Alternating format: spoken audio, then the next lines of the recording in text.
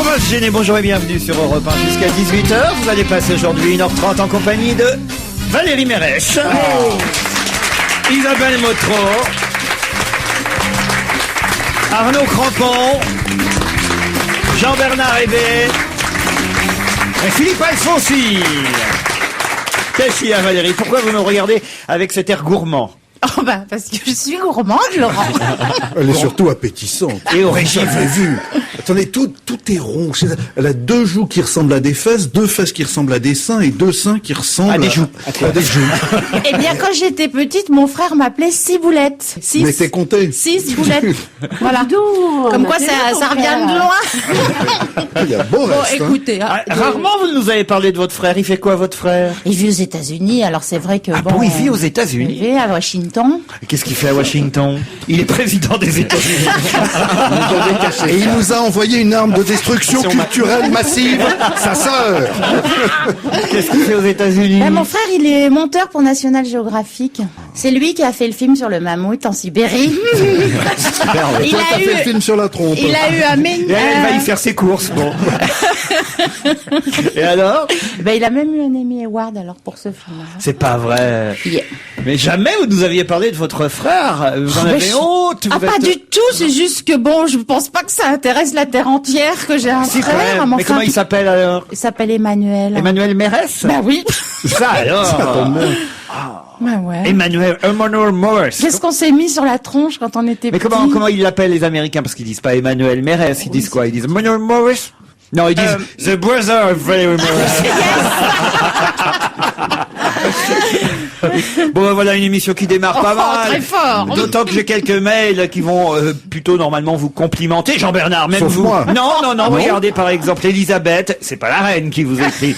Encore que, allez savoir, elle dit bravo à Jean-Bernard Hébé, quel bel homme. Et toujours des interventions très remarquées et très à propos. Vous voyez? Ah, ça démarre. Merci, Ce serait drôle que tu Elisabeth. sois vraiment la reine, t'imagines que Bah, il s'emmerde, de 80 temps en balais. temps, voilà, elle écoute la radio, elle envoie des 80 mails. balais, c'est mon créneau, ça.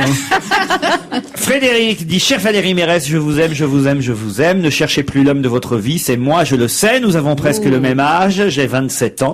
Ah, il sait bien s'y prendre celui-là. Mais bon, moi je ne vais pas dans les petits bébés. Vous aimez les hommes politiques, je suis étudiant. Oh, bah, 27 ans, c'est plus un petit bébé quand même. Faut Oui, pas non, mais plus. enfin pour moi c'est un petit bébé pour être mon fils. Mais je ne vais pas du tout dans les hommes politiques. Hein. Je voudrais Il que est étudiant en Sciences Po. Oui, ben voilà. Je me languis.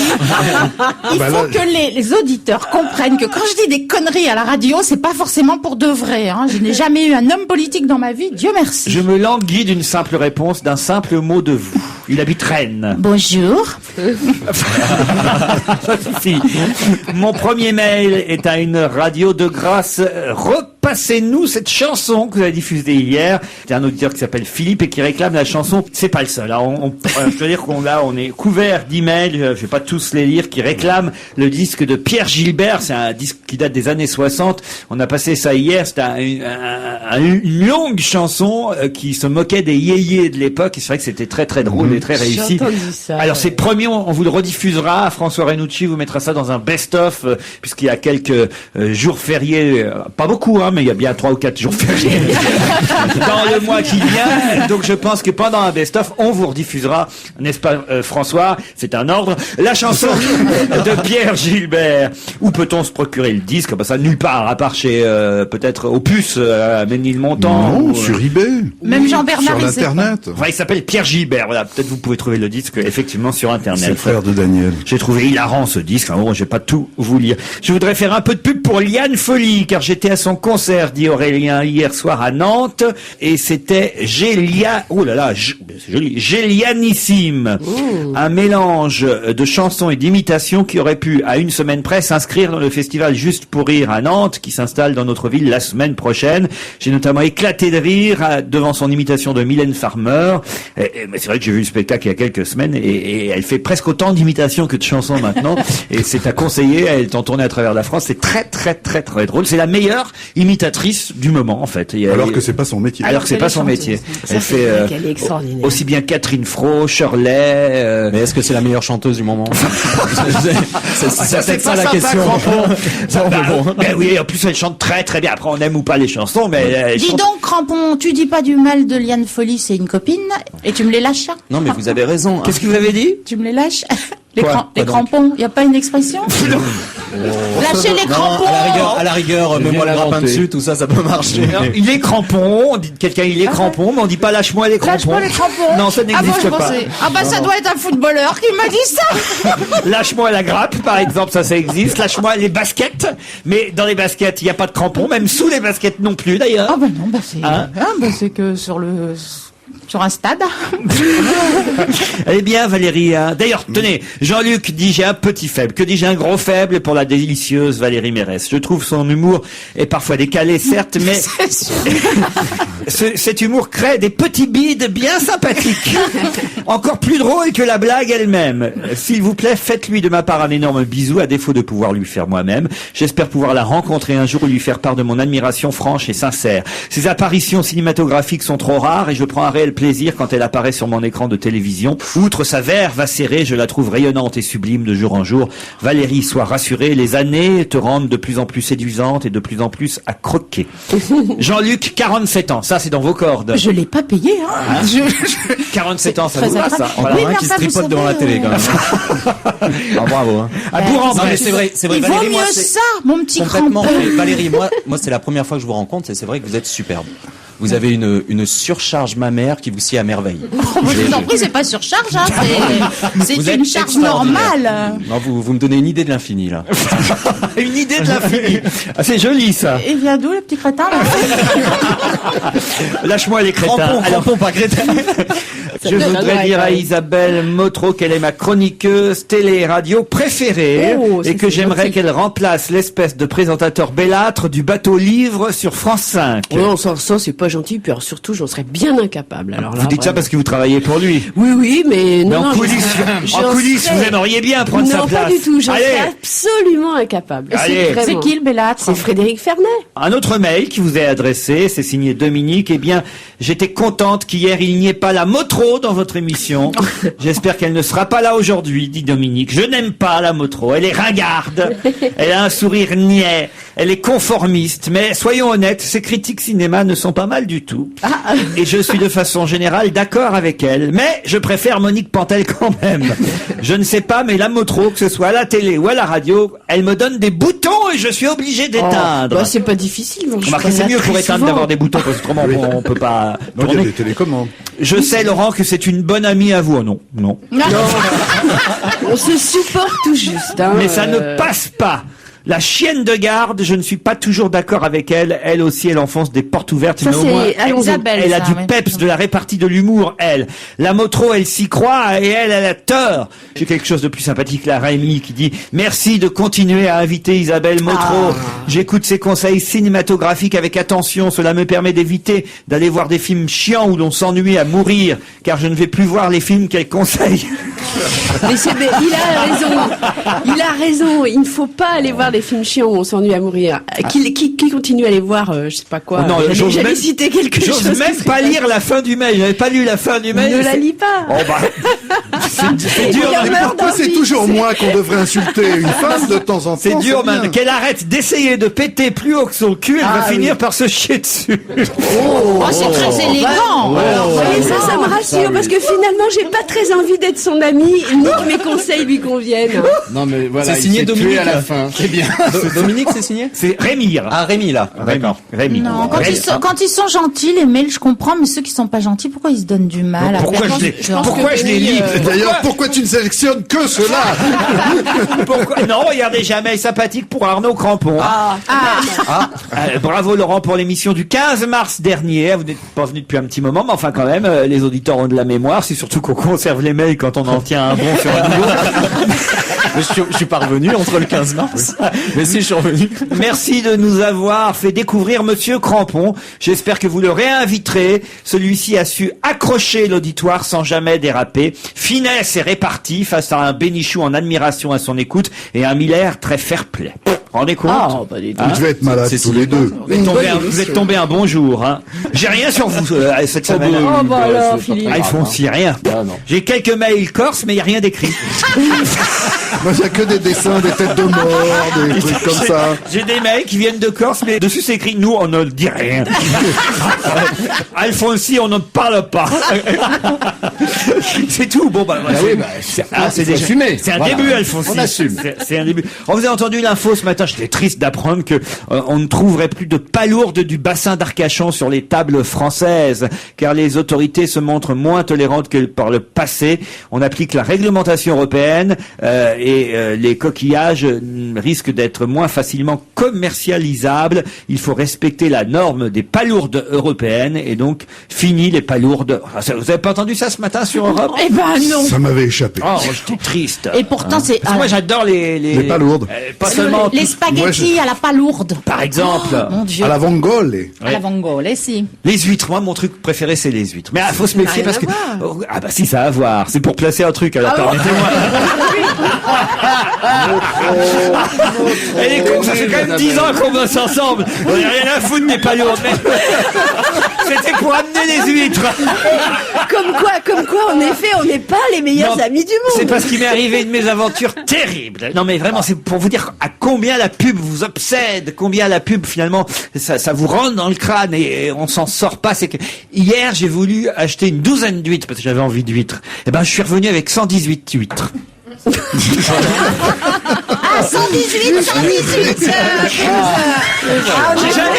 J'ai pas été capable de dire 12 huîtres. Ah bien 118. J'avais l'air malin en rentrant à la maison. Elle est bien cette imaginez blague. 118 000 Elle est bien cette blague, elle est pas lourde.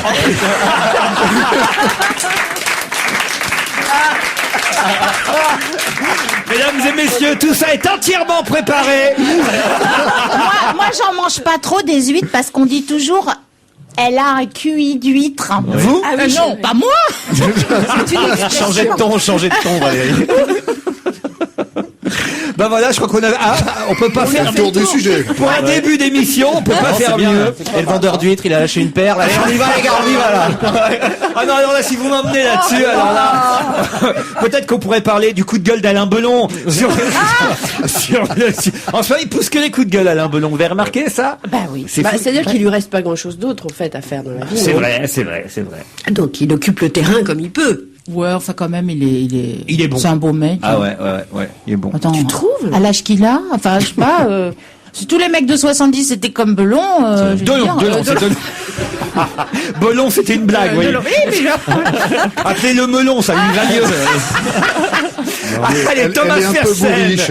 Sacré Géranium, c'est la chanson qu'on écoute maintenant pour démarrer cette émission. On se retrouve tout de suite après. Sacré Géranium, une chanson de Thomas Fersen. Enfin, d'ailleurs, quand je dis une chanson de Thomas Fersen, pas tout à fait. C'est une chanson qu'interprète Thomas Fersen, mais qui est tirée de l'album Hommage à Dick Engarn. Encore une chanson, puisqu'il y a un album concept. Vous connaissez Dick Engarn? Très bien, Bruxelles, ma belle. Vous aimez ce... J'adore. Voilà. J'étais le découvreur de Dick Engarn. C'est pas vrai. Et oui, entre autres.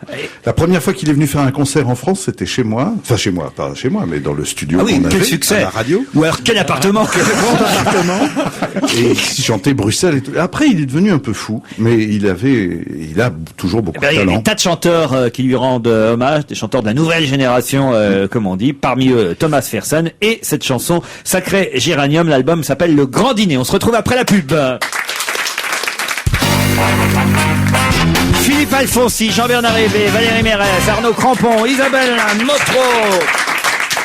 Allez, l'actualité du jour. D'abord le football. Je suis pas sûr qu'il y ait beaucoup d'amateurs de foot autour de cette table, mais quand même, saluons la qualification du Paris Saint-Germain et de Marseille pour une des plus belles finales de Coupe de France. J'allais dire qu'on ait vu, mais en tout cas qu'on verra depuis de nombreuses années, parce que ces dernières années, c'est vrai qu'à chaque fois la finale de la Coupe, il y a toujours un petit club. Bon, c'est pas qu'on n'aime pas les petits clubs, mais ça gâche un peu la fête. Calais et compagnie. Deux grands clubs qui s'affrontent en finale de la Coupe de France. Voilà, ça c'est le football français. Et surtout, on s'en fout du résultat du match et de ce qui va se passer dans le match. Mais si Sarkozy s'y prend bien, il peut boucler le même soir la plus grande quantité de délinquants de France. Ah oui, là c'est clair. Attends, et puis- il y en a la moitié à droite, la moitié à gauche, clac, il l'entoure tout ça de CRS, tout le monde au trou. Et puis tous ces crampons en short qui vont courir. Alors, il y en a un qui a très bien couru hier avec le PSG, donc qui s'est qualifié contre Nantes, à Nantes, en plus au stade de la Beaujoire. C'est Paoletta, l'avant-centre et le buteur du Paris Saint-Germain. Et il y a eu une petite astuce de l'entraîneur du PSG, Guy Lacombe, depuis le début de semaine, qui disait il est blessé, il jouera pas. Enfin, il disait pas vraiment ça, mais il le laissait entendre. Oui, il va venir quand même en tant que capitaine pour accompagner l'équipe, mais il sera dans les gradins. Et puis, pouf, évidemment, résultat au dernier moment, il était sur le terrain en parfaite forme, même pas un petit bandage, rien. Il courait comme un lapin et c'est lui qui a marqué le but de la victoire. Mais ça s'appelle de l'intox, c'est ça? C'est de l'intox. Voilà. Mais quel intérêt de pas dire qu'il était là? Parce que sinon, les autres joueurs se seraient préparés autrement? Mais oui, les autres disaient, on a plus de chance, on va y arriver plus facilement. C'est démoralisant pour eux. Vous avez vu comme le Paris Saint-Germain, pour lequel je me passionne, comme tout un chacun le sait. Je suis désolé pour vous. Tant qu'il travaillait pour une chaîne de télévision cryptée que pas grand monde regarde, il gagnait pas. Dès qu'il travaille pour un fonds de pension américain, il gagne des blancs. C'est quand même bizarre. C'est un truc bizarre. Peut-être même qu'ils vont remporter la finale de la Coupe. Vous vous rendez compte que ce soit l'OM, on peut pas évidemment donner le score à l'avance, à part peut-être Bernard Tapie, mais nous en tout cas on peut pas le donner à l'avance. Et ce sera donc une finale à suivre au Stade de France. Au moins le Paris Saint-Germain ne jouera pas sur sa pelouse au Parc des Princes, mais au Stade de France. Et Marseille n'a jamais joué. Vous vous rendez compte ça, l'Olympique de Marseille n'a jamais joué au Stade de France. C'est donc un bel événement footballistique à suivre dans quelques jours. La finale de la Coupe de France. Moi, je suis content parce que ça va redonner le moral à Jean-Luc Lemoyne. Tom Cruise, qu'est-ce qu'on en parle alors de Tom Cruise? Lui, alors c'est bon, on savait qu'il était papa depuis quelques jours, mais il doit normalement venir. C'était prévu mercredi prochain à la Défense, ici à Paris, pour l'avant-première du film Mission Impossible 3. Mais évidemment, puisque sa petite Cathy Holmes l'a accouché en douleur, comme le veut l'église de Scientologie. Ah bon? Oui. On se dit, est-ce qu'il va rester là-bas aux States ou est-ce qu'il va quand même venir à Paris? Un hélicoptère est prévu, un tapis rouge je sais pas si vous l'avez vu, il y a un tapis rouge d'1 kilomètre de long qui vient d'être déroulé pour l'inauguration du complexe UGC, puisque c'est là-bas que va être diffusé le film en avant-première à la Défense. Ils ont un gros complexe. Un nouveau complexe cinématographique et on voit la photo du tapis rouge quand même. Rendez compte, 1 kilomètre de long de tapis rouge. S'il vient pas, c'est con. Il vient à pied ou quoi? Non, il vient en hélico en plus. Pourquoi ils mettent un tapis rouge alors? À mon avis, il va venir parce que si l'église de Scientologie est pour que les femmes accouchent dans la douleur, elle n'a rien dit contre le fait que les hommes gagnent de l'argent. Donc pour lancer Mission Impossible 3, il va venir. Et puis il a pas eu mal, lui, hein. Et puis il a pas eu mal. En tout cas, voilà, ce tapis rouge l'attend, un tapis rouge qui part du pont de Neuilly jusqu'à la Grande Arche, et normalement, Tom Cruise est attendu mercredi prochain. Il ne restera pas pendant la projection du film. Il a déjà vu le film. Il est attendu. Moi, j'imagine la pauvre femme qui doit passer l'aspirateur sur le tapis, quoi. 1 kilomètre à aspirer. Il est attendu aux environs de 18h, mais il repartira dès le film commencé. Pourquoi? Parce que, tout simplement, non pas qu'il s'en fout. Il aime pas le film. Non, mais c'est parce qu'il a d'autres obligations outre-Atlantique. Voilà, il vient juste, il vient des États-Unis pour un quart d'heure. Oui, mais il va aller en Allemagne, il va aller en Son Londres. son retour est programmé pour les États-Unis le soir même. Oh là là. Est-ce qu'il vient faire un petit bibi à Nicolas Sarkozy ou pas? Non, alors Monsieur Sarkozy ne sera pas là le même soir car il ne veut plus se montrer avec Tom Cruise à cause évidemment des problèmes de l'église de Scientologie. Ah, quand même. Monsieur Sarkozy se contentera d'inaugurer la veille au soir le tapis. Non. le nouveau dôme des 4 temps qui accueille ce nouveau multiplex ainsi que 14 nouveaux restaurants. On est compte 14 nouveaux restaurants autour de ce complexe cinématographique. Mais oui, parce que quand les gens vont regarder un film, ils mangent. Ouais, mais ce serait quand même décevant qu'ils viennent pas, Tom Cruise, avouez. Il va venir, c'est pas possible qu'il vienne pas, c'est prévu comme ça, il y a une grosse machinerie de marketing autour, il va venir. Je pense que, en revanche, monsieur Bouteflika ne jouera pas avec l'équipe de foot. à moins que ce soit de l'intox, hein. J'en sais rien, mais toujours est-il qu'il est à Paris en train de se faire soigner et que ça crée une nouvelle polémique. Alors Philippe Alfonsi, on sait que évidemment il avait parce qu'il nous a encore craché dessus. Oui, il avait remis ça. Il avait remis ça lundi dernier à propos du génocide de l'identité juste après que algérienne. Notre pétulant ministre soit allé lui cirer les pompes. Douste Blazy était allé là-bas, il lui a mis un petit coup de polish et l'autre en sortant, il lui a craché dessus. Et il vient se faire soigner ici. Alors curieusement, c'est Jean-Marie Le Pen qui a donné donné l'information sur une radio concurrente d'ailleurs hier matin. Comment Le Pen pouvait-il savoir, lui, que Bouteflika était à Paris en train de se faire opérer? Parce qu'ils sont potes. Oui, d'abord parce qu'ils peuvent être potes, oui, gravement, oui. Non mais, écoutez, là on se trouve devant deux contradictions absolument folles. Il y a la première contradiction qui fait que Bouteflika, dans un délire, mais la France aussi est dans un délire de ne pas vouloir reconnaître qu'il y a eu des choses immondes dans la colonisation, mais des choses formidables dans la colonisation. On a voulu voir qu'un côté, comme d'habitude.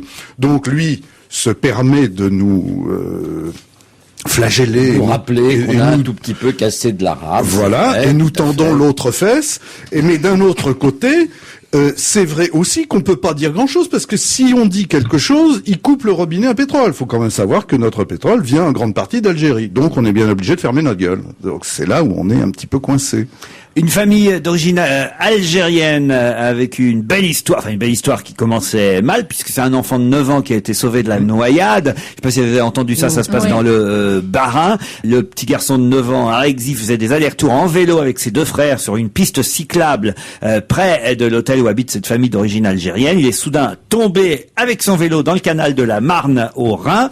Ses deux frères aînés, âgés de 14 et 12 ans, qui ne savent pas vraiment nager, ont tenté quand même de le sauver. Ils ont plongé. Le père, voyant les deux autres plonger pour sauver le petit dernier, a plongé aussi, mais il a été obligé de ramener les deux autres d'abord. Pendant ce temps-là, le gamin était sous l'eau. Et puis c'est un inconnu qui a plongé et qui a sauvé le petit Arexi avant qu'il ne coule et qu'il se noie définitivement. Un passant âgé de moins de 20 ans, mais qui est reparti illico. Et là, il y a un appel du papa qui dit on aimerait bien pouvoir le remercier. On ne sait pas qui c'est. Un ange mystérieux qui a sauvé cet enfant de la noyade. Il est vachement fort parce que il a sauvé le petit, mais il a d'abord ramené le père et les deux autres. Ah bon aussi? Ah oui, d'abord parce que le père quand il Comment a vous savez ça? C'est vous? Parce que je l'ai entendu en détail, raconté en détail. Et quand le père a ramené les deux grands là, mais en fait évidemment que les mômes se débattaient, enfin etc. Et il était en grand danger. En fait, il était en train de couler avec ses mômes et le mec a d'abord ramené les trois, puis ensuite... Alors pourquoi il est parti aussi discrètement? Mais il y a du boulot, Superman. Non, il n'a pas que ça à foutre. Attendez, il en sauve 3 d'un coup, puis il y y en a 2 qui attendent plus loin. Si ça se trouve, c'était la petite sirène déguisée. Hein. Moi, je me demandais si c'est pas un type qui était du Front National et il veut pas que ça sache qu'il a sauvé. Il veut pas que ça sache qu'il a sauvé 3 Algériens de la noyade. C'est possible. Il a peur des représailles. On est quand même dans le Bas-Rhin, il veut dire, c'est pas la... Alfonsi. Non, ça doit pas être ça. Ça doit être un des flics qui a foutu les Algériens à la baille en 61, là. Voilà. Et voilà, il s'est rattrapé. Peut-être c'est Maurice Papon. Peut-être c'est Maurice Papon. Papon, il se baladait là près du canal. Déguisé en Superman. C'était un jogger, paraît-il. Ah oui, un jogger. Mais vous savez tout, vous. Ah oui, mais ça, j'ai écouté. La marque qui jogging. On a oublié de dire aussi qu'il y a eu un autre intervenant aussi, tout de suite, quand le petit gamin était sorti de l'eau, de 9 ans, qui est arrivé tout de suite et qui a fait quand même les premiers soins, qui a fait le bouche à bouche, qui a refait partir le cœur. Et les pompiers d'ailleurs disaient aussi que c'était grâce à lui également que l'enfant était encore en vie aujourd'hui. Voilà, et qui a disparu également. Une Donc belle solidarité. Ça c'était Batman, je suis sur le deuxième. Est-ce que vous plongeriez, vous, alors, pour sauver quelqu'un? Absolument, j'ai mon brevet, moi, monsieur. J'ai mon brevet de sauveteur. J'ai même un brevet de moniteur de plongée sous-marine.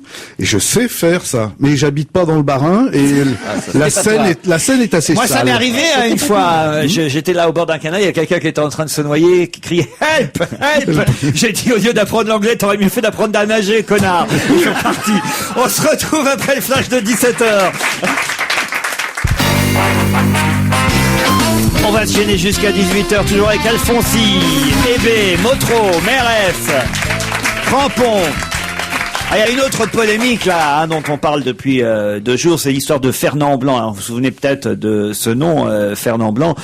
C'est l'homme qui est en prison depuis 1 an, âgé de 85 ans, ancien conseiller municipal de Lyon, qui a été condamné en octobre 2005 à 5 ans de prison, dont 2 fermes, pour avoir tué 5 pompiers, vous vous souvenez, sur l'autoroute alors qu'il roulait en excès de vitesse près de Loriol, dans la Drôme. C'est un fait divers dont on avait énormément parlé à l'époque. crois même me souvenir que le président de la République, Monsieur Chirac, s'était déplacé et était allé aux obsèques des 5 pompiers.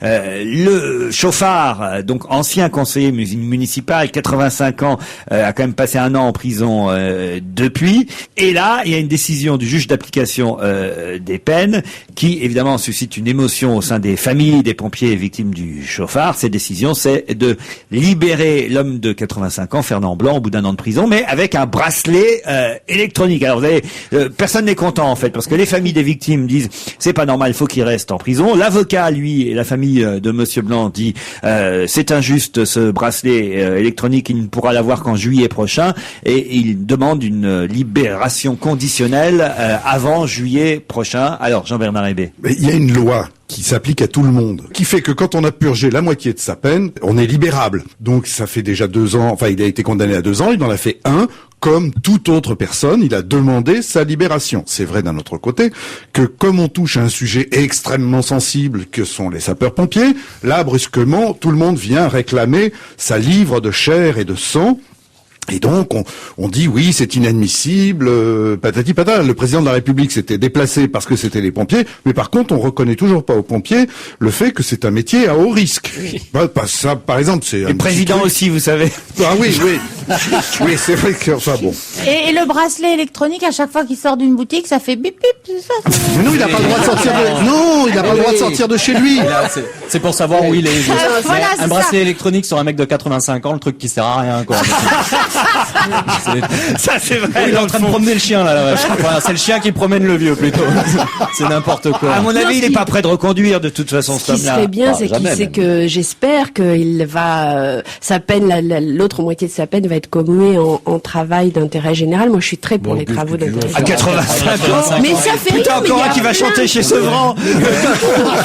Entre 2 colliers de nouilles. Pas du tout. Par exemple, il peut être visiteur d'hôpitaux, il peut faire plein, il y a plein de trucs qu'on peut faire. En plus, si ça se trouve, ce mec, il a 85 ans et il est encore tout à fait vert, j'en sais rien. Il conduisait très bien. 85 ans, il peut faire de la politique aussi. Hein. Allez, moi je vous emmène aux États-Unis où peut-être vous avez vu ces images. Le président Bush a accueilli son homologue chinois, le président chinois Hu Jintao. Je sais pas comment on doit prononcer exactement. Philippe Alfonsi. Je sais pas. Alors vraiment, je n'ai pas de nom en chinois. J'ai pas de. Gérard Miller serait là, peut-être il nous aiderait. On dirait Mao Tse-tung, ce maotiste. En tout cas, en tout cas, ils avaient l'air finalement de bien s'entendre, le président chinois et le président américain, non? C'est formidable de voir ce face-à-face. Vous avez vu cette photo extraordinaire où il fait un clin d'œil aux Chinois, là, Bush? Il a l'air con, comme d'habitude, mais c'est génial. Bon. C'est un pléonasme. Oui, c'est un pléonasme, excusez-moi. Non, ce qui est formidable, ce que le président chinois ne peut pas faire, évidemment. Un clin d'œil. Il y a un type qui Vous savez qu'il y a un type qui a sorti un bouquin il y a un petit mois, qui s'appelait, je crois, La guerre programmée, où il a fait un bouquin formidable, où il explique que, vraiment, c'est en passe de devenir la première puissance mondiale, et que les Américains ne l'accepteront jamais.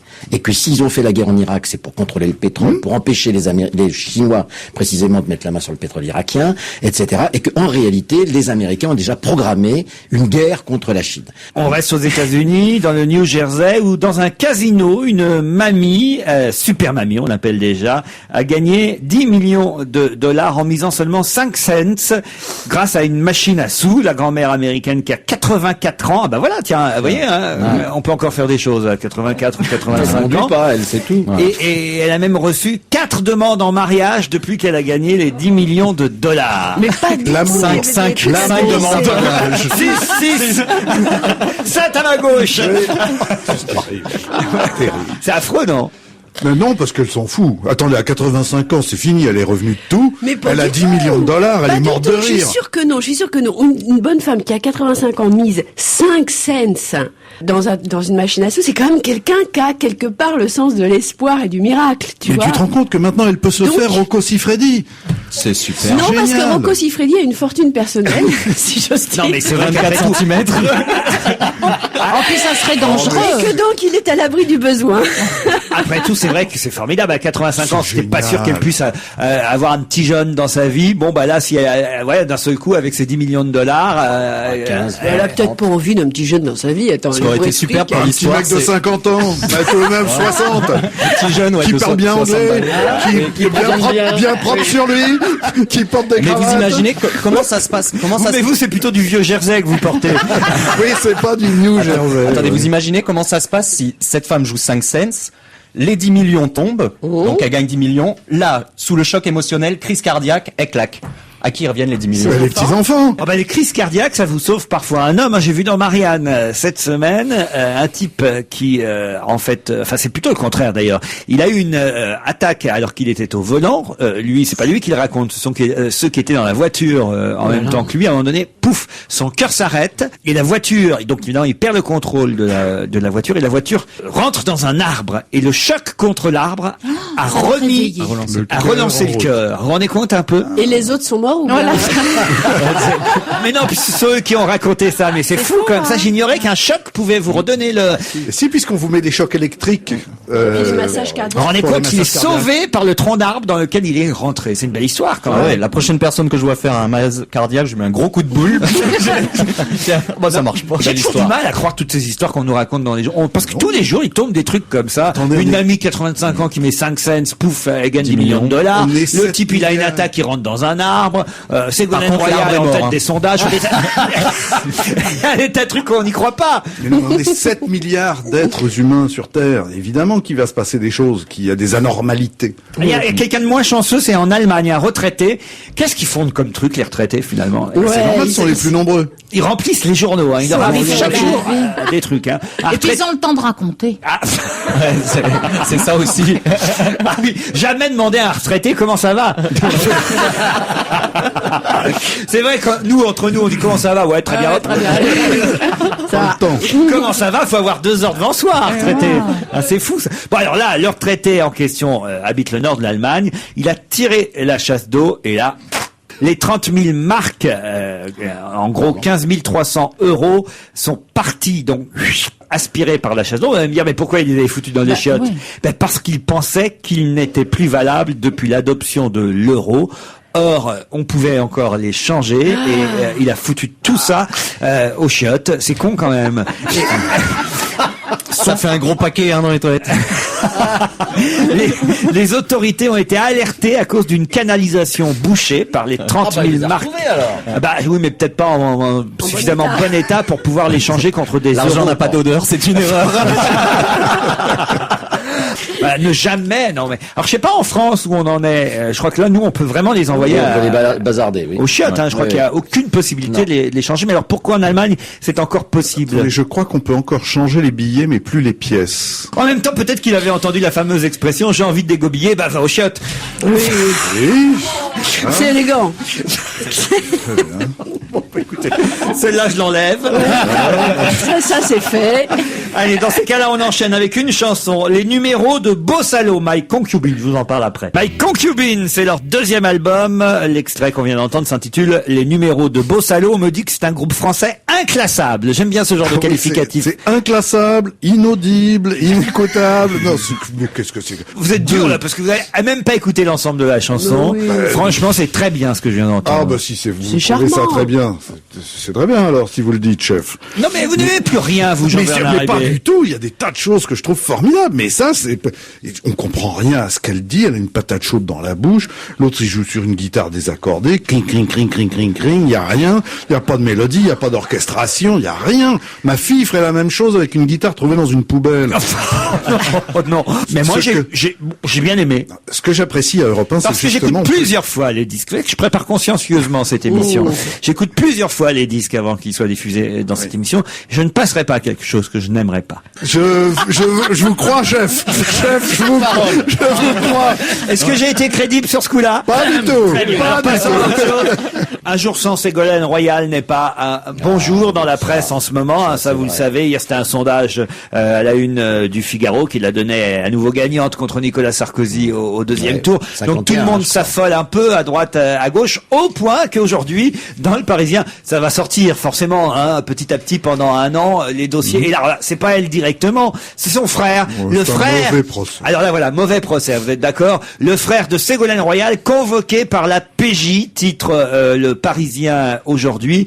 Son entourage assure qu'il n'est en aucun cas à l'origine d'une quelconque escroquerie. En fait, c'est une plainte de la caisse primaire d'assurance maladie des Vosges qui l'accuserait, puisqu'il est entrepreneur, d'avoir reçu indûment des indemnités journalières et un capital décès après la mort de son épouse en novembre dernier. Ce qui est injuste, en fait, dans cette histoire-là, c'est de titrer le frère de Ségolène Royal. Je crois qu'elle en a 7 frères et sœurs. Alors elle est Donc ça va faire 7 procès. Elle est pas au bout de ses peines. Moi, je suis pas ségoléniste ou royaliste, comme vous le savez, mais ça vraiment, c'est un mauvais procès, c'est assez dégueulasse. Les journaux ne devraient pas titrer le frère de Ségolène, ils devraient titrer David Royal à la limite, mais la pauvre. C'est-à-dire, les journaux n'en parleraient pas si c'était pas le frère de Ségolène. Alors, je pense que c'est comme ça qu'il faut le prendre. Ce matin, je me suis levé très tôt et je suis tombé sur un sondage IFOP concernant cette affaire. Alors, 32% des gens le voient innocent, 28% le voient coupable, 5% l'enfonce et 35% voudraient le téléphone de sa sœur. Vous l'avez trouvé jolie, vous, Ségolène Royal? Non, c'est pas mon style, mais bon, enfin, je l'ai pas encore vu nu, donc sans opinion. Faut dire que là, les sondages sont effectivement très favorable à la candidate. Puis alors, il y a de plus en plus, on le voit bien au PS, des ralliements au fur et à mesure. Les autres n'osent plus rien dire. Oui, ils n'osent plus critiquer. Ça y est, on se rallie à Madame. Ah oui, mais en même temps, ils se rallient aujourd'hui. Dans 6 mois, ils se rallieront à autre chose. Alors chez les Verts, en revanche, c'est Dominique Voynet qui s'était embrassé sur la bouche joliment. Vous vous souvenez? On montre la photo partout dans la presse aujourd'hui. Ségolène et Voynet s'embrassaient sur la bouche. Quel scoop! Oh là, ça. Dominique Voynet et Monsieur Cochet, Yves Cochet. Ça aurait été plus joli, ça avait été Robert Hue et...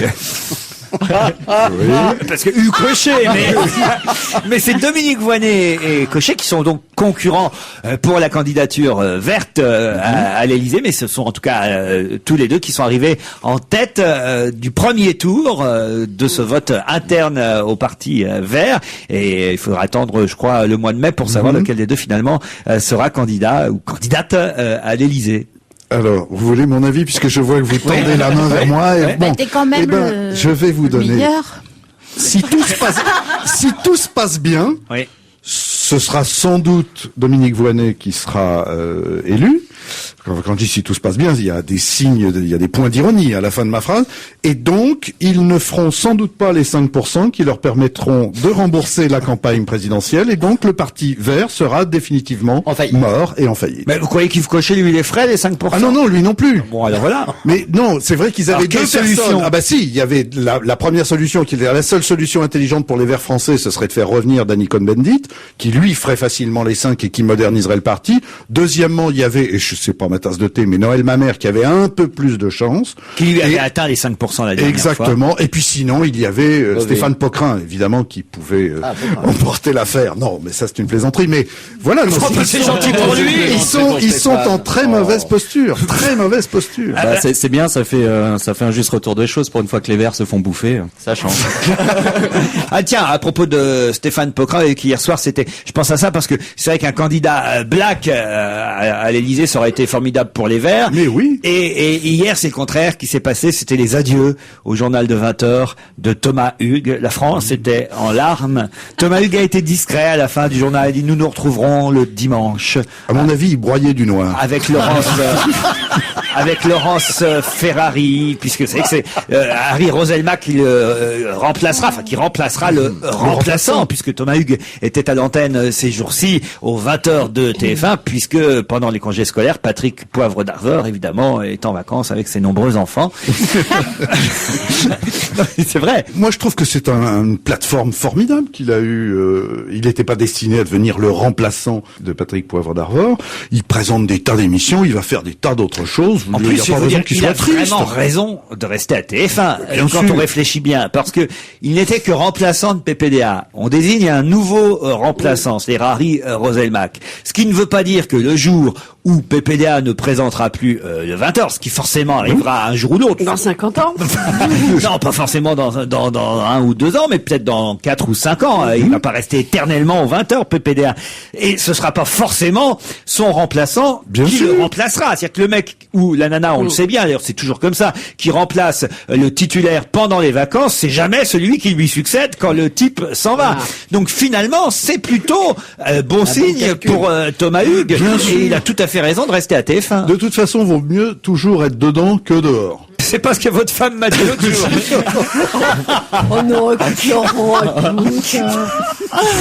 arrêtez, ça me fait des Vous trucs. voyez ma femme. Pardon? Vous voyez ma femme. Faut bien que quelqu'un la voie.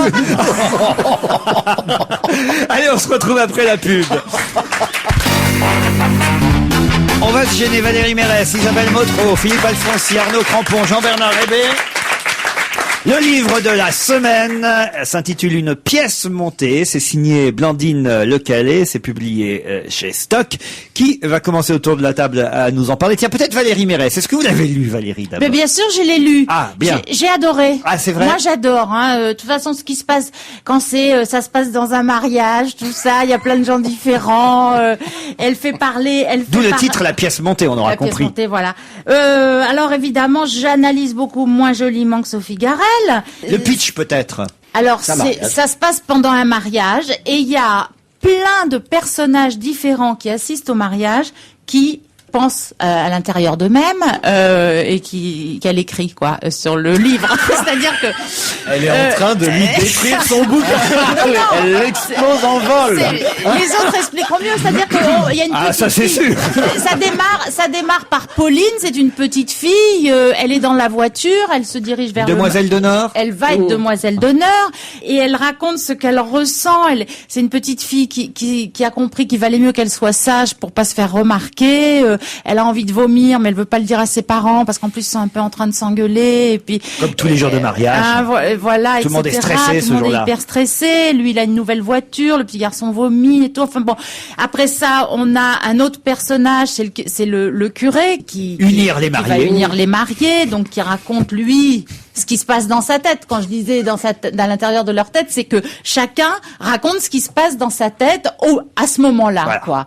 Et donc on apprend tout sur tous les personnages qui sont à ce mariage, enfin les importants, par l'intermédiaire d'une petite fille, d'une grand-mère, d'un curé, et ça vous a beaucoup plu? Moi, j'ai adoré. C'est tout à fait ce que j'aime. Jean-Bernard Hébé? Alors moi, je n'ai pas aimé du tout. Mais alors pas du tout.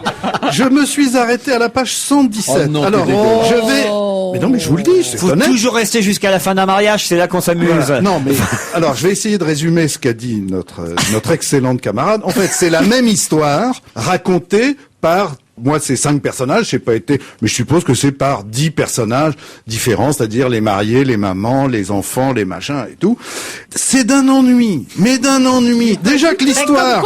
Comme quoi c'est relatif. Déjà que l'histoire est pas intéressante. Ces 2 enfants qui sont dans la voiture de leurs parents. Mais c'est pas l'histoire, ça. Qui vomissent à l'arrière de la bagnole, qui vont à un mariage dans une famille bourgeoise où tout le monde s'emmerde, c'est d'un conventionnel insupportable. Et chacun raconte sa vision. Je vais rajouter un chapitre à ce livre, c'est ma vision.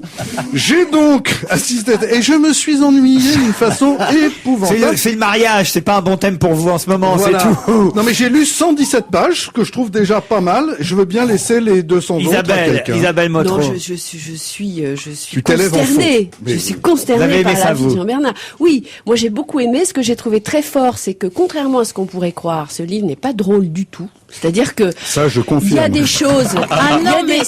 Il y a des choses. Au début, on se dit voilà, ça va être amusant. On va être dans un mariage, c'est gai, c'est joyeux. Voilà, c'est gai, c'est joyeux. On est en mai, etc. Et puis petit à petit, on se rend compte quand même que les notations qu'elle met dans la tête de tous ces gens, qui effectivement sont là à un moment aiment, mais dont on va connaître la vie, le pourquoi ils sont là, leur relation avec les autres, et ben finalement ils ont tous quelque chose, une petite faille, un regret, une mélancolie, quelque chose qui ajoute quand même de l'épaisseur à ces personnages et qui en fait autre chose qu'une petite comédie souriante et allègre. Et moi j'ai été très émue à la fin, et c'est dommage que tu sois pas allé jusqu'à la fin où la grand-mère, l'arrière-grand-mère pour certains, entre en jeu. J'ai souri et j'ai été bouleversée par ce roman. Une pièce montée signée Blandine Le Calais. Est-ce que cette pièce montée était à votre goût, Philippe Alfonsi? Non, pas vraiment. Vous non plus. C'est donc un livre qui plaît aux femmes. Oui, peut-être. Mais c'est normal puisqu'on leur parle de mariage, de gâteaux, de rebond, Quand je me suis mariée, j'avais même pas de robe longue. Mais moi, je me suis du tout. T'avais pas de robe du tout quand tu t'es marié. C'est normal qu'il plaise aux femmes, pardon, excusez-moi, juste pour rebondir, c'est normal qu'il plaise aux femmes. Non, c'est vrai parce que, faut voir l'image des mecs là-dedans, il y en a aucun, je vais être un peu cru, mais qui a une paire bien accrochée, quoi. C'est, moi je trouve. Que tu définis comme un livre qui plaît aux femmes. Bah ouais, parce qu'il y a des côtés Non, mais je le note, c'est tout. Non, mais c'est vrai que les seuls personnages à peu près épais dans le bouquin sont les femmes. C'est vrai qu'on s'emmerde un peu. Bon, c'est vrai que... jusqu'à quelle page, toi? Moi, j'étais au bout.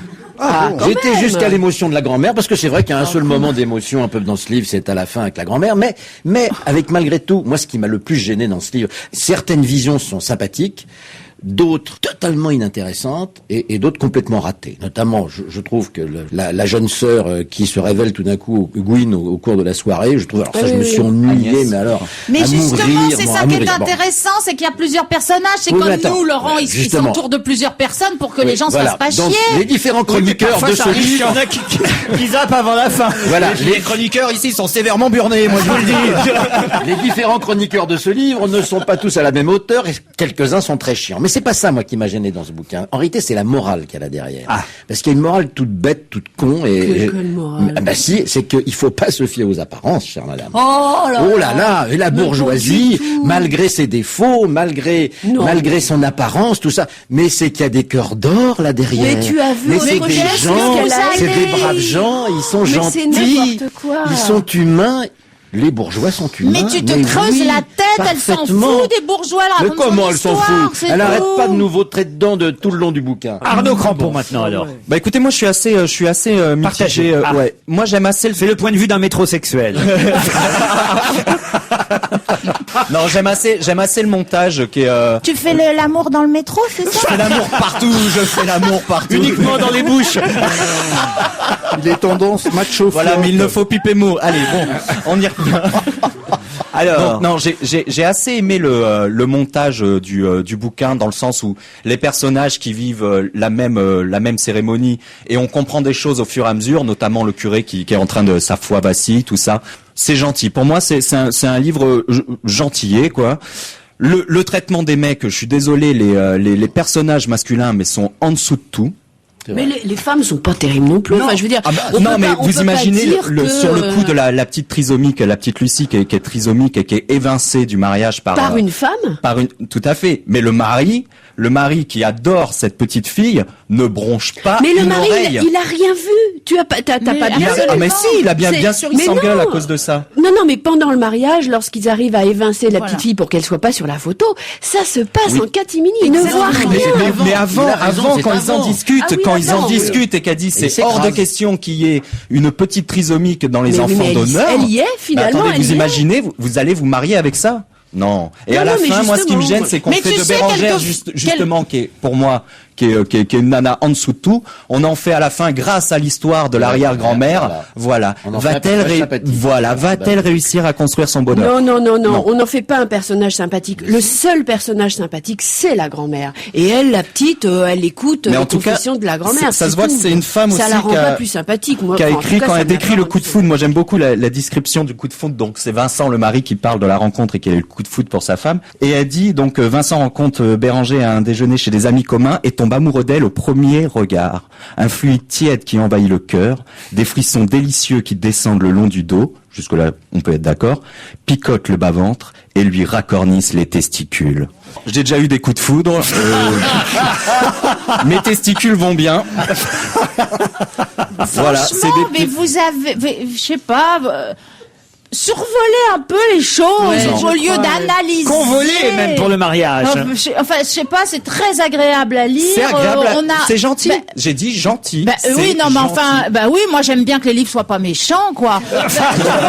C'est bien que ça soit pas chiant. On arrive là enfin, il commence à faire beau. On va laisser les auditeurs se faire leur opinion eux-mêmes. Une pièce montée, c'est publié chez Stock. L'idée du livre est intéressante, la façon, évidemment, le point de vue de tous ces personnages réunis. Ça a été fait au cinéma, c'est monté à la Tarantino. C'est un peu bien sûr, mais c'est toujours payant. C'est ça que je veux dire, c'est toujours payant. Ça. Je vous dis pas que c'est un chef-d'œuvre, mais c'est et l'idée très que ce soit, non mais ce qui n'avait pas été fait, un premier roman. L'idée que ce soit au cours d'un mariage, ça c'est quand même original. C'est vrai que dans un mariage, ça me rappelle le sketch d'ailleurs. Peut-être finalement que le sketch de Bigard en 5 minutes raconte tout le bouquin, mais vous savez la photo de mariage. Vous avez Bigard qui joue le photographe, puis il y a toute la famille qui est réunie devant, et là d'un seul coup, il y a tous les traits de caractère de chacun qui se dévoilent en fonction de la façon dont ils vont poser sur la photo, qu'il faut mettre devant, qu'il faut mettre derrière, pas qui à côté de qui. Un mariage, c'est révélateur de tout ce qui se passe dans une famille et chez les amis. C'est plus dans la lignée du film de Valérie Guignabaudet, Mariage, quoi. Oui, il y a plein de personnages. Non, mais il y a des petites notations sur un thème qui, effectivement, le thème lui-même est pas très original. Plein de gens, plein de romans, de films, etc. Si elle avait un talent fou, elle s'appellerait Claude Sauté.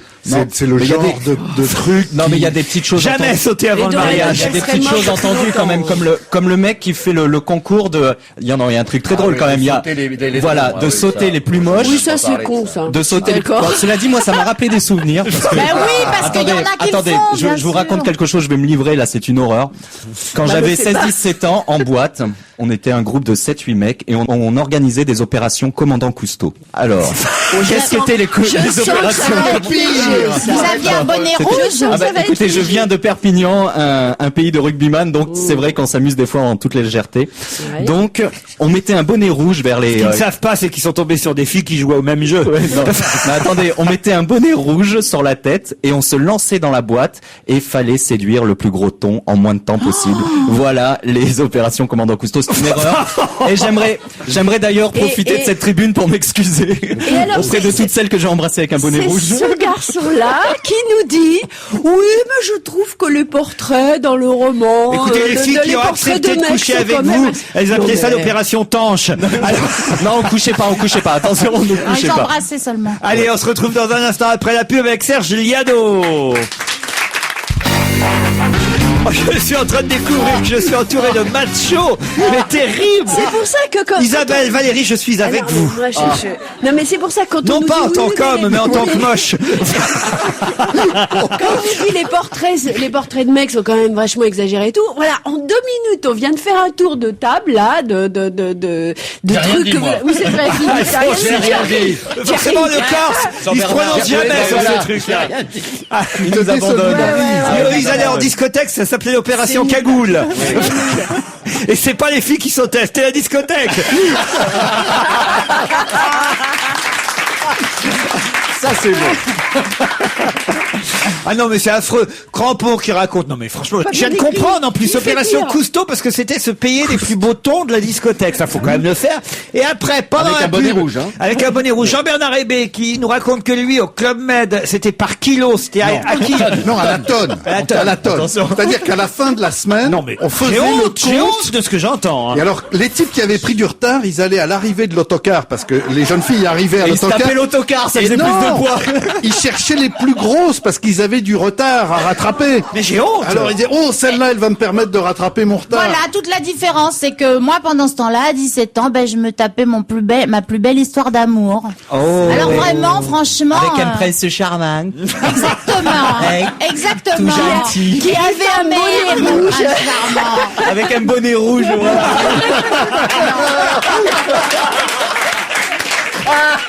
Non, et puis inutile de dire que j'étais pas un ton.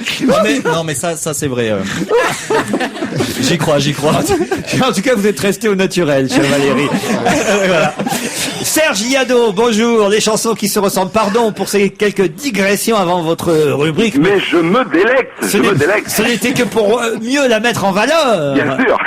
Et alors, aujourd'hui, il faut dire, alors là, j'ai évidemment, une fois de plus, consciencieusement préparé cette émission et écoutez avec délice votre rubrique. Non, alors là, c'est extraordinaire. Qui eût cru? Qui aurait imaginé que la chanteuse Shakira, que tous les jeunes connaissent, hein, Shakira, aurait copié Annie Cordy? Ça, je dois Non. Ce matin, j'ai failli tomber La à bonne la renverse. du curé. Et oui, et en plus, vous ne croyez pas si bien dire, la bonne du curé. Shakira a plagié la bonne du curé. Serge Gallot, on peut pas en dire plus que ça. Hein. Ouais, c'est un montage complètement destroy. Je sais ce que va dire Jean-Bernard, que j'ai fumé la moquette. Pourtant, franchement, quand on voit c'est Shakira, évident. c'est plutôt, Franchement, c'est évident. Je vous jure. Ce matin, j'ai trouvé ça évident, moi, en écoutant ça. Alors, vérifions cet après-midi s'écoute, allez. si je suis dans le même état que ce matin. Pas facile d'avoir du style quand on est une fille. Comme oui, la vie est dure quand on aime rigoler.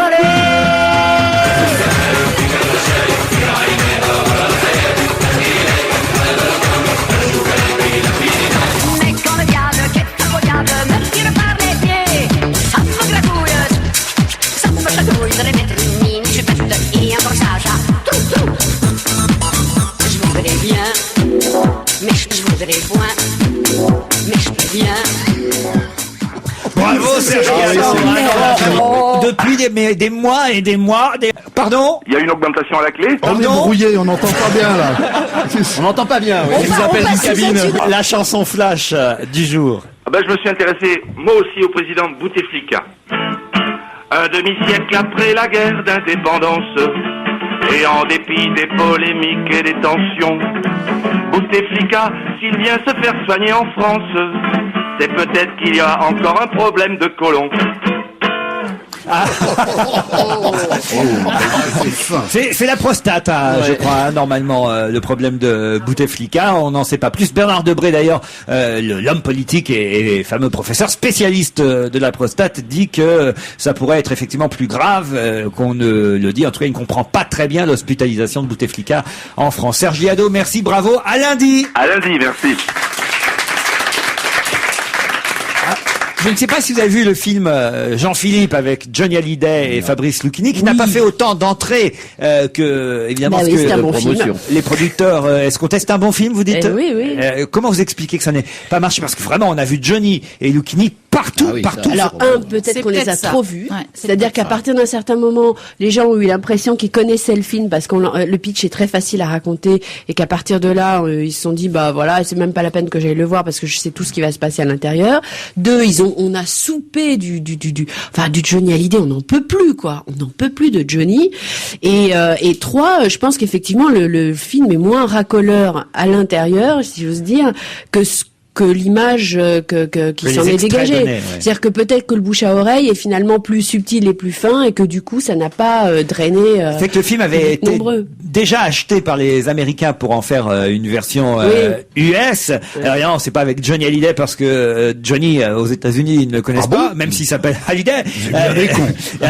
Et est-ce que vous savez quelle est la star américaine? Alors non, je sais toujours Je pense pas. que c'est moi, le boss, j'ai non oublié. Elvis. Bravo Bruce C'est Springsteen. Springsteen. C'est Bruce Springsteen qui, si le film se fait, parce que vu évidemment Mais oui. les mauvais chiffres en France, peut-être que les Américains vont renoncer à l'adaptation américaine, mais normalement c'était effectivement une version américaine où un fan de Bruce Springsteen se réveillait un matin et finalement il s'apercevait en interrogeant son entourage que le boss Bruce Springsteen n'existait pas. Est-ce que le film se tournera là? On avait parlé de Madonna aussi. Enfin, ils auraient dû essayer avec Bush. Ils auraient dû essayer avec Bush. Là, ça aurait été s'il n'existait pas. Bah, tout va bien, on est dans les États-Unis. En attendant éventuellement de tourner cette version américaine de Jean-Philippe Smet, The Boss Bruce Springsteen vient de sortir un nouvel album. Je sais pas si vous êtes au courant, Jean-Bernard. Absolument. Un album qui rend hommage Très folk. Ouais. Alors voilà, vous savez à qui il rend À hommage? Woody Guthrie, notamment. Et puis à Pete Seeger. À Pete Seeger. Donc moi je connaissais pas. Un chanteur de folk qui a terriblement influencé Bob Dylan également. Et la chanson Oh Mary Don't Weep, vous connaissez? Alors c'était oui, Marie ne pleure pas. Qui Oui, est ça, jusque-là, tout va bien. non, parce qu'il fallait comprendre ce qu'il dit en anglais. C'était pas évident d'arriver à traduire. C'est vrai. En tout cas, c'est la chanson que reprend Bruce Springsteen sur cet album hommage à un de ses maîtres, Pete Seeger. The Boss, Bruce Springsteen. C'est l'heure maintenant du cinéma avec Isabelle Motro évidemment, mais aussi Monique Pantel. Bonjour Monique. Bonjour. Alors, vous allez bien? Oui, j'ai bien fait d'aller à Rome avec les autres cloches. Ah oui, pourquoi? Résultat, 3 films formidables. C'est pas vrai. C'est vrai. Ah, une bonne semaine. Donc, Ah on oui. commence, j'imagine, parmi ces 3 films, par OSS 117, Le Caire, Nid d'espion. C'est à hurler, à pisser, à se noyauter de rire. Ça ressemble à rien de ce qu'on a déjà vu. Avec Jean Dujardin, Bérénice Bejo. C'est marrant, c'est con, c'est gonflé, c'est jouissif, et c'est fin en plus. Ouais. Alors la perfection dans la parodie joyeuse, c'est joué par Jean Dujardin, qui se classe maintenant dans la cour des grands. Des vrais bankable. J'aurais voulu être son impresario, c'est peut-être pas trop tard. Un film réalisé par Michel Hazanavicius. C'est formidable. Hein. Il est envoyé, comme tout le monde le sait, par le président Coty, ça c'est déjà très rigolo, au Caire, Nid d'espion. René Coty, on ne touche pas au vrai. Et pour établir l'ordre, il sème la pagaille, il saute sur tout ce qui bouge, surtout les jolies femmes. J'adore quand il dit, en faisant le snob, ne pas fumer me tue. J'adore tout dans ce film, un pur joyau, qui redonne de la vie aux comédies françaises, on les disait un peu fatiguées. C'est du beau boulot, on se moque de tout, mais avec panache. Enfin bref, il est divin, ce Dujardin. Le film est divin, les partenaires Béatrice Bejo et Horatica sont formidables. Enfin, que dire de plus? Isabelle Motro va dire de plus. Oui, non, moi je suis absolument d'accord avec Monique. Et ce que je trouve vraiment réjouissant dans le succès de ce film et dans la réussite de ce film, c'est que, comme elle le disait, c'est un humour très fin et assez engagé. C'est-à-dire que Hubert Bonisseur de la Batte, donc OSS 117, est un type très con, homophobe, raciste, phallocrate, et que il est ridiculisé en permanence pour ces raisons-là. Et je trouve qu'il y a des petites notations comme ça, des trucs qui sont vraiment très drôles, très fins et assez engagés. Ça, c'est formidable. The Secret Life of Words, un film d'Isabelle Coixet avec Sarah Paulet et Tim Robbins. Ça se passe sur une plateforme pétrolière. En sortant de la Projo, c'est-à-dire, je l'ai vu il y a peut-être 3 mois, sublime, bouleversant, intelligent, passionnant, aucun adjectif n'est trop fort pour ce grand film sur les mots, des mots comme amour, douleur, horreur. Sur une plateforme pétrolière, justement, Tim Robbins, en essayant de sauver un copain, il est atrocement brûlé, arrive une mystérieuse infirmière, Sarah Paulet, elle dit rien, elle est effrayée, elle le soigne, et lui ne la voit pas parce qu'il est aveuglé par son accident. Il lui parle, elle ne répond pas, elle est sourde, elle a débranché son appareil, bon, elle va le rebrancher, et entre ces deux, peu à peu, le dialogue, le courant passe, et c'est magnifique. Elle lui confie ce qu'elle n'a jamais dit à personne. Elle le dit pas, hein. Et c'est magnifique, et j'ai pleuré sans arrêt, c'est un très bon film. The Secret Life of Words. Oui, c'est un film absolument bouleversant. C'est un film repeint en plus. Ah oui, alors dis donc. Bien, mais c'est un film absolument bouleversant qui repose sur un secret, donc enfin 2 secrets, puisque chacun a un secret. On compressant au début, on voit bien qu'il y a quelque chose qui est curieux entre ces 2 personnages, et c'est un film extraordinaire, vraiment. V for Vendetta, ou V pour Vendetta, ou V comme Vendetta. Prenez la traduction que vous voulez. En tout cas, c'est un film avec Nathalie Portman et John Hurt, entre autres. Monique Pantel. C'est superbe. Oui. C'est accrocheur. C'est pour les ados, les accros, les vieillos et les vieillasses et les taudos, pour tout le monde. C'est un type ignoble a pris le pouvoir en Angleterre. Sa méthode est simple, il fait régner la terreur, il déclenche des guerres, des épidémies, des catastrophes. Un terroriste, hein, on peut dire. C'est un terroriste, mais genre Hitler, et c'est un ignoble individu. Tétaniser le peuple est à ses bottes, mais heureusement, il y a un homme masqué qui ne quitte jamais son masque de clown, se rebelle tout seul avec des moyens bien à lui, mais très forts, son intelligence et sa vengeance. Seule une jeune femme, Nathalie Portman, qui est de plus en plus géniale, elle est d'une beauté. Elle a le crâne rasé dans ce film. Oui, à la fin, vous racontez la fin, je vais faire comme ma Motro. Non, mais on l'a vu partout avec le crâne rasé, même à Cannes quand elle était venue pour Star Wars. Elle est magnifique. Donc, elle se joint à lui parce que ses parents ont été assassinés par les méchants. Et c'est formidable. C'est du vrai spectacle. Aussi une leçon de démocratie, d'amour, de courage, d'espoir. C'est magnifique. Évidemment, c'est violent. Mais alors, vous avez quelque chose contre ceux qui essayent de détrôner les tyrans, c'est formidable. V pour Vendetta, Isabelle Oui, moi Motro. je partage aussi son enthousiasme. Ça m'a fait penser à 1984 d'Orwell, c'est-à-dire que c'est un monde où un tyran, assoit son pouvoir en faisant régner une impression permanente de guerre et de terrorisme. Et c'est ça qui a fait qu'aux États-Unis, le film a été assez critiqué parce qu'on a dit c'est l'excuse. En fait, on cherche à nous expliquer expliquer pourquoi les terroristes il a existent et marché pourquoi très ils fort ont raison. Comme Alors que l'apologie pas du du tout. terrorisme, Voilà. certains ont dit. Oui, on est allé jusque-là. Alors que pas du tout, justement. Ça explique pourquoi le terrorisme existe et pourquoi il ne faudrait plus qu'il existe et comment des gens comme Bush, en effet, maintiennent un état de fait qui va dans leur sens. Un film français, Les Enfants du Pays, avec Michel Serrault. Alors c'est mai 1940, un grand-père acariâtre ne veut pas bouger de sa ferme alors qu'il est à côté du front, ça pète de tous les côtés. Il est là avec ses 2 petits-enfants. Tout d'un coup, arrive une patrouille de tirailleurs sénégalais, égarés évidemment, et très sympa. Et l'autre, dans son rôle de raciste, acariâtre et méchant et con, il interdit à ses petits-enfants de leur parler. C'est bien entendu le contraire qui se passe. On peut dire pas grand-chose, mais sinon les paysages sont très beaux. Oh ça alors, ça veut dire que vous n'avez pas trop aimé ça, quoi. Un peu convenu, vous voulez dire. C'est gnangnan. Gnangnan. On retiendra en tout cas des films sortis cette semaine, qu'il y a 3 très bons films à aller voir. Pour rire, OSS 117, Le Caire, Nid d'espion, avec Jean Dujardin. Pour voir une belle histoire émouvante, The Secret Life of Words. Et pour voir un film d'action et à la fois intéressant, V pour Vendetta. Voilà, Monique. Bravo Laurent, vous êtes de meilleur en meilleur. Tiens. Oui. À vendredi prochain, on vous embrasse. Bisous à tous.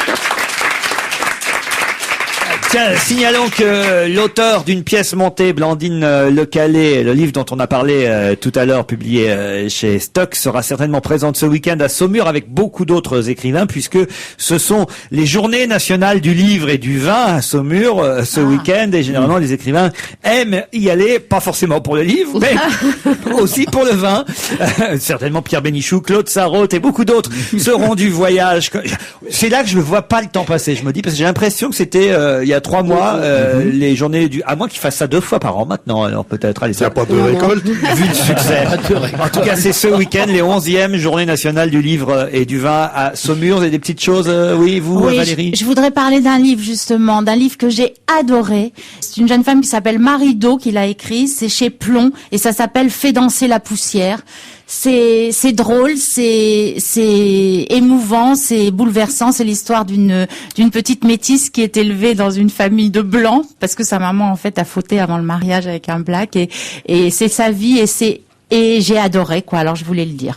Braque, Léger et d'autres dans des salles du musée des Beaux-Arts de Grenoble. L'art de collectionner. N'hésitez pas à aller voir cette exposition. C'est à Grenoble jusqu'au 5 juin prochain. Braque, Léger entre autres. Les moines Shaolin dans un autre genre sont à Paris au Cirque d'hiver jusqu'au 30 avril. Il paraît que c'est assez impressionnant à voir. Il y a mais pas trop de monde pour les premières représentations. J'ai lu ça dans la presse. Mais les gens qui étaient dans la salle étaient debout, standing ovation, tellement ça a plu aux gens qui étaient au Cirque d'hiver. C'est jusqu'au 30 avril, les moines Shaolin avec leur pouvoir mystérieux. Un dernier mot pour une chanteuse que certains auront peut-être oublié, qui s'appelle Anne-Marie David, qui avait remporté le Grand Prix de l'Eurovision en 73 avec la chanson, attention, 1, 2, 3, j'essaye de mémoire.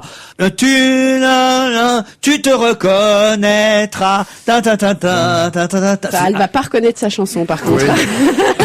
Serge Liado va en faire une version. Elle représentait le Luxembourg à l'époque et elle est de retour au théâtre de Ménilmontant à Paris le 22 avril, le 23 avril en matinée, accompagnée au piano seulement, simplement, modestement. Mais en tout cas, voilà, pour ceux qui se souviennent d'Anne-Marie David et de Tu verras, tu te reconnaîtras. C'est donc ce week-end au théâtre de Ménilmontant. Rien d'autre.